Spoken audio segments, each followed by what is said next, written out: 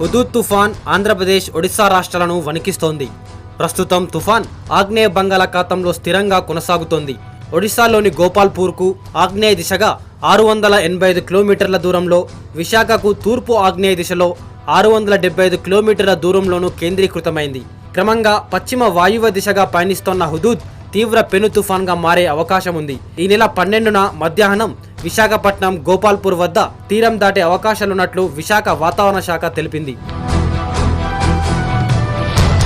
తీరం దాటే సమయంలో గంటకు 130 నుంచి 140 కిలోమీటర్ల వేగంతో బలమైన గాలులు వీస్తాయి. దీని ప్రభావంతో ఈ నెల 11న ఒడిశాతో సహా ఉత్తరాంధ్ర జిల్లాలో ఓ మోస్తరు నుంచి భారీ వర్షాలు కురుస్తాయని, ఆ సమయంలో తీరం వెంబడి గంటకు 50 నుంచి 60 కిలోమీటర్ల వేగంతో గాలులు వీస్తాయని వాతావరణ శాఖ అధికారులు తెలిపారు. ప్రమాదకరంగా మారనున్న హుదూద్ తుఫాన్ను ఎదుర్కొనేందుకు ఏపీ సర్కార్ సిద్ధమైంది. సచివాలయంలో అధికారులతో సీఎం వరుస సమీక్షలు నిర్వహించారు. తుఫాన్ తీరం దాటే వరకు అధికారులు జాగ్రత్తగా ఉండాలని సూచించారు.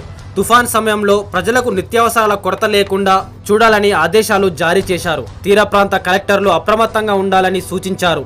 విపత్తును ఎదుర్కొనేందుకు అదనంగా 2 ఐఏఎస్ అధికారులను ప్రభుత్వం నియమించింది.